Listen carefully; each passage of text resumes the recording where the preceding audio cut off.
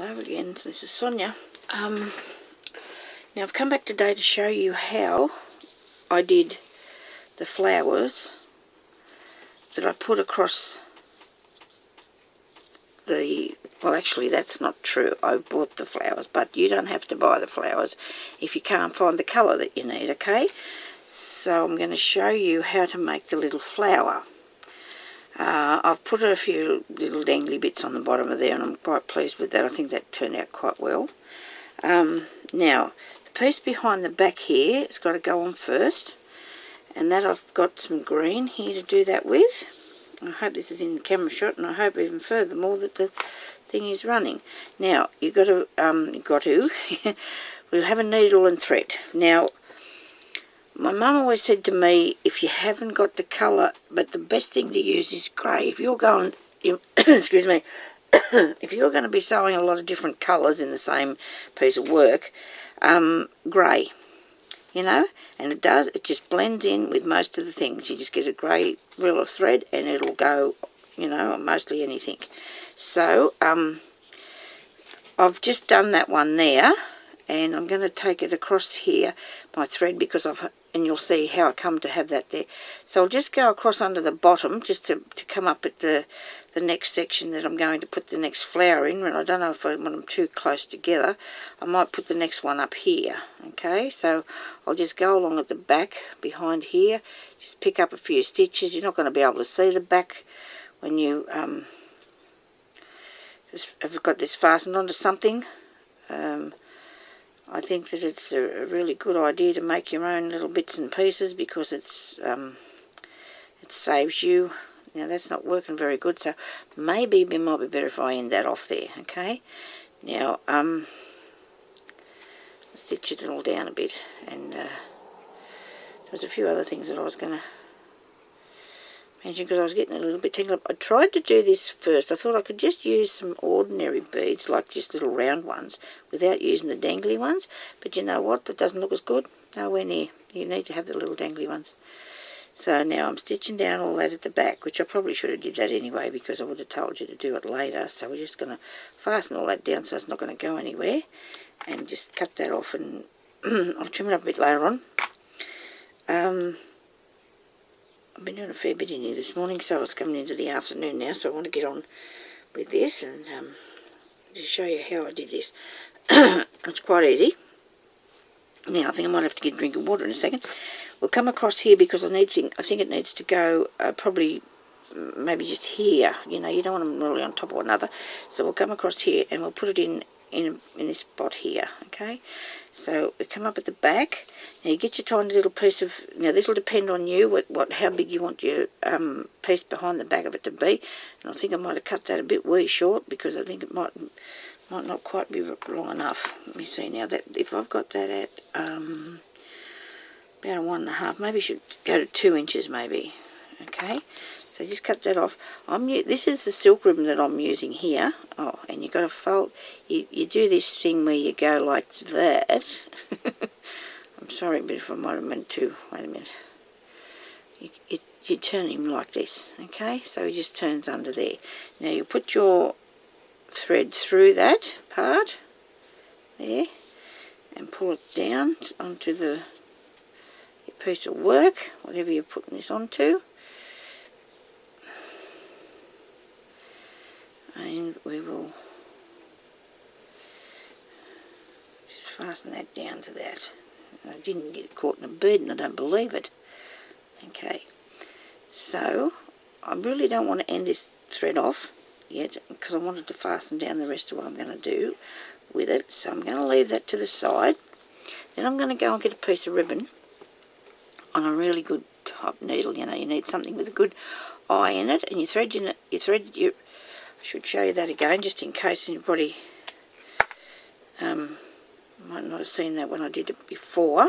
You put your ribbon through, like so, and you'll take the needle back through the end of the ribbon, so there you're not going to lose anything, okay? Now you don't have to put a knot in the back of this, you can if you want to, it's up to you. It should be okay, you shouldn't pull it through. So you come up through the back of this. Might be a little bit tricky, a bit hard, to get it through, because it's there's a lot to sew through. Now I'm going to just hang on to that with my finger. Okay. Now I'm going to get tangled up here. Start down here about I don't know, 3 inches, maybe 3 inches from the end, and I'm going to take these stitches up like this. Okay, pick them up as I go down to the end here, and then I'm going to push this through my work. Now it'll be a little bit hard, but you can do it. Now you just want to pull that down until you think you like the look of your flower. That's not too bad. It might be a little bit thicker than the one next to him, so I might take him through a bit more. Now this ribbon that I'm using now is just a satin. No, it's just an ordinary satin ribbon. It's very, very thin though, and it's really soft, so it'll make a nice soft flower, or a little bud or something. So now I'm just going to cut that off. I think I've got it about right. I'm going to cut that off, and I'll do what I just did a while ago with the first one. With my other thread that I've got here, I'll just fasten it down. Okay, so I don't really have to show you how to do that again, do I? Because you can rewind that or take it back and look at it again. But that's how that works. Okay, I just and somebody said it was very time-consuming or something that I was doing this, but gee, I know, but hey, it's what I do. I mean, it's what I do because it's my thing. I do all this sort of stuff. I'm physically disabled to a large degree, so this is my thing, you know. I can do all this. I've got a good husband, and he takes very good care of me, and I'm lucky. And there we go. Look at that. And I'll trim that off a bit further if you don't want to see it on the back. And there you go. Still can see it, but I'll fix that up. And that's what you do, and you just keep on going across there until you've made it long enough that you can decide that you want to put it onto something. I do have a little something else that I want to show. I made because this is what sort of thing that I really like to do as well. This is my bird. He got the name Igor because he's an egret. Well, I hope he's an egret. He looks like one, maybe. I hope you can see him. He's got him sitting in a bit of a pond here. I made him using all his feathers as stitches. Maybe they could have been a bit neater, because I'm sure he wouldn't have been that rough looking, but anyway, it was really very time consuming, this was. I got a piece of balsa wood. Now, I learned to do stump work, as it is, about in 93 it was. One class I went to, and the lady taught us how to do a bee and a flower. And after that I was just wrapped in that, and I just kept on doing it. I taught myself the rest by looking at, well, I suppose I did look at a few books and magazines, but this is actually my own creation. I've put a piece of wire through the balsa wood, and I wrapped it with material until I thought it was the shape of a bird. And these little wings are made on wire, and his legs, and I just, I just love doing these sort of things. And there's nothing you can't make out of in the stump work way. This is actually like a freestanding one. Most of them are done onto frames or something, and these little it's not bulrushes, are they? I don't know.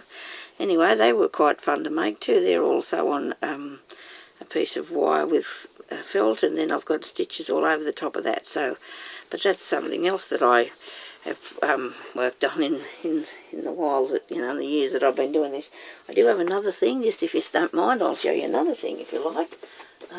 This is another part of my, all I've got to do, where to put these are in my room, and I just, there's nothing to, this is a head thing, you could put on the bride or a bridesmaid or somebody for a wedding or something. I made this, it's all in stump work. All this is lace, all needle lace, and it's all done, everything on here I made, except for the wire, of course. It starts off the bottom. I did these little web type things and the little frilly bits, and this is made on a ring. So I did that last year too. So I do keep a bit busy. I do like to do these things. It's good for my brain and my mind.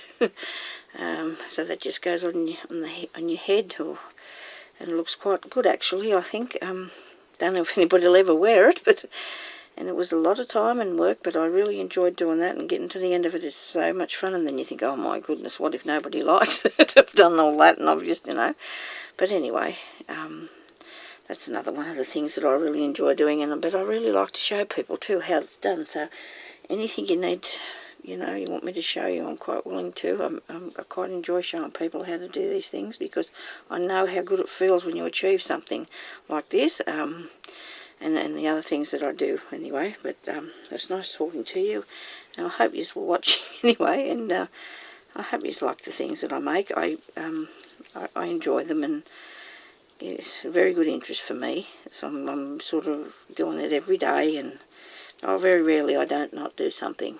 Okay, I'll talk to you later. Thank you for